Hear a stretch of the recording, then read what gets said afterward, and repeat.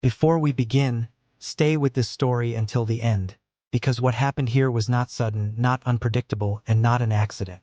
And yet, for decades, it was treated as if no one could have seen it coming. If stories about hidden disasters, buried warnings, and decisions that quietly cost thousands of lives matter to you, make sure you're still here at the end, and consider subscribing because stories like this are far more common than we're led to believe. On the evening of October 9, 1963, the mountains above northern Italy were quiet in a way that felt almost intentional. The sun had already disappeared behind the jagged Dolomite peaks, and a thin mist hung low in the valley. From a distance, the Vajont Dam looked serene, an elegant arc of concrete wedged tightly between towering cliffs, holding back a reservoir that reflected the fading sky like dark glass. It was, by every technical measure, a masterpiece of engineering. One of the tallest dams in the world, a symbol of progress, of human confidence. At 10:39 p.m., the mountain moved, not slowly, not with warning sirens, not in a way that allowed anyone time to understand what was happening. In less than a minute, an entire section of Mount Toc, an estimated 270 million cubic meters of rock, collapsed into the reservoir. The sound was described later as thunder layered over thunder, a deep, rolling roar that swallowed every other noise in the valley. The water didn't spill over the dam the way floods usually do. It exploded upward. A wave taller than a skyscraper surged out of the reservoir, leapt clean over the dam's crest, and raced down the valley at unimaginable speed.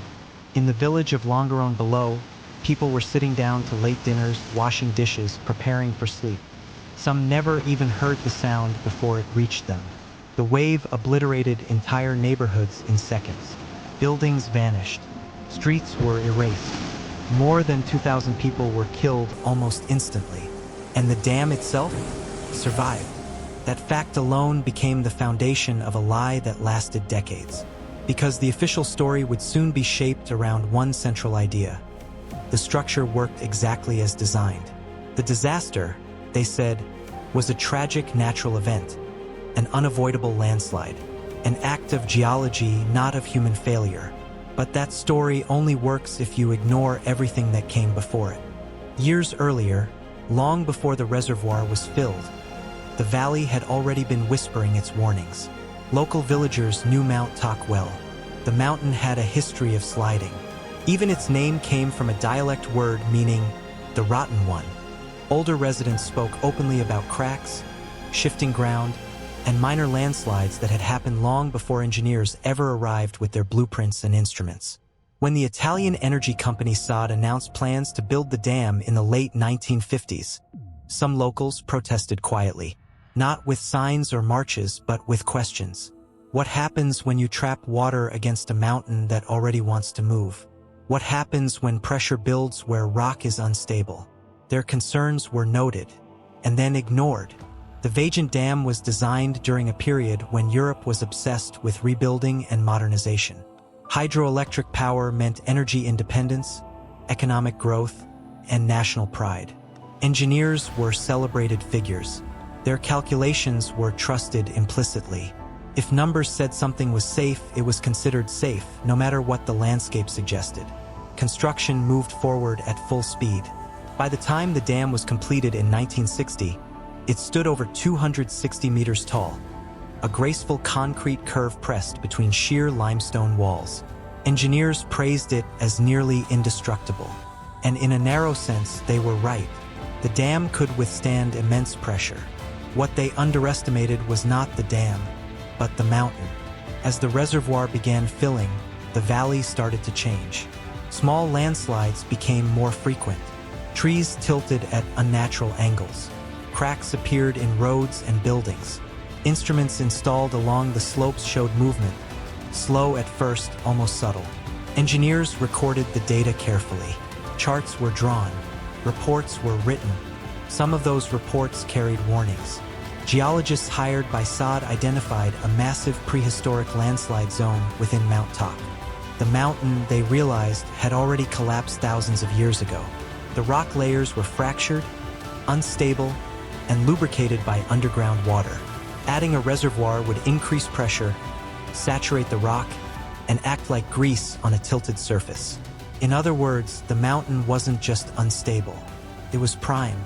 Internal discussions grew tense. Some engineers argued for lowering the water level permanently. Others suggested controlled landslides, small collapses to release pressure gradually. But lowering the reservoir meant reducing power output.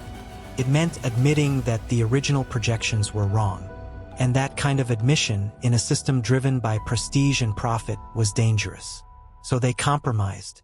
The reservoir would continue filling, but cautiously. Engineers believed they could manage the mountain by carefully raising and lowering water levels, keeping movement within what they considered acceptable limits. They were wrong. In November 1960, a landslide of 700,000 cubic meters slid into the reservoir.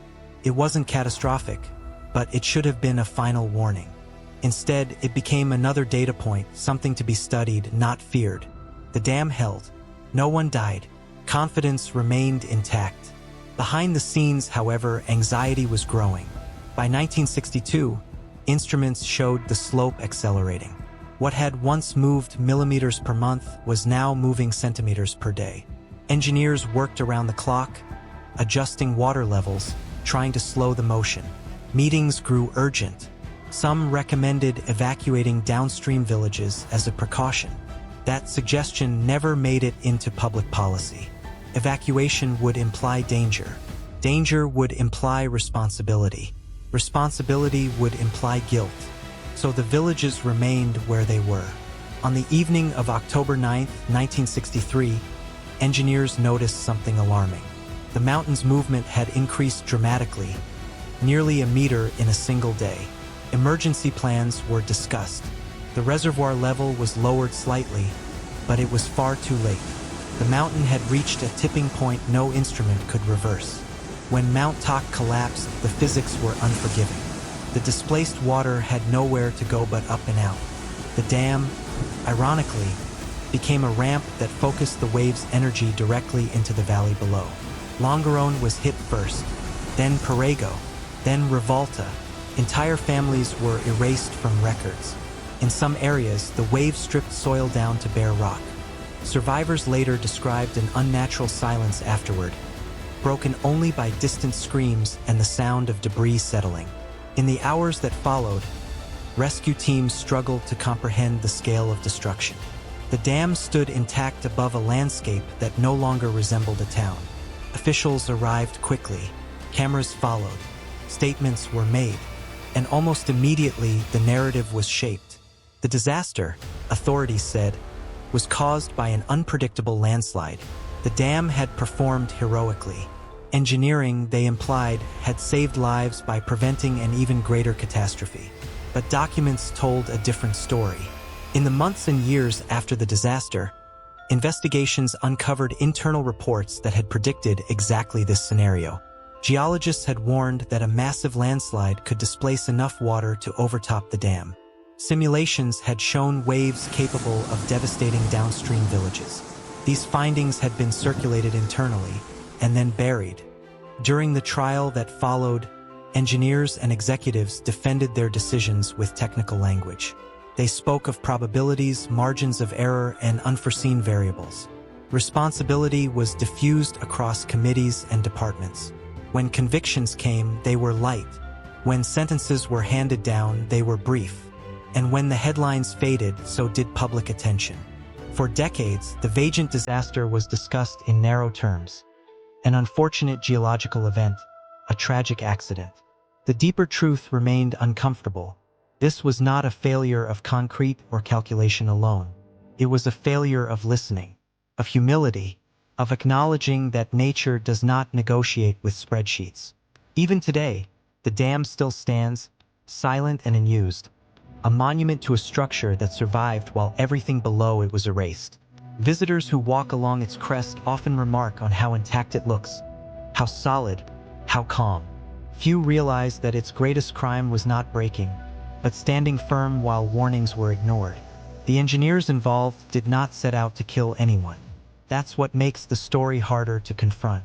The disaster wasn't caused by malice, but by a system that rewarded confidence over caution, authority over doubt, and progress over people. In the end, the mountain did exactly what it had always done. It moved, and the price was paid by those who had no voice in the decisions made above them. If the story stayed with you, if it made you uneasy or angry or thoughtful, then you already understand why these stories matter. Disasters like this don't begin with collapse. They begin with silence, with reports that aren't shared, with warnings that are softened, with risks that are managed on paper instead of avoided in reality. Thank you for staying until the end. If you want more true stories about hidden failures, buried decisions, and the thin line between progress and catastrophe, consider subscribing. These aren't just stories from the past. They're reminders, because somewhere right now someone is being told not to worry, and that's usually where it starts.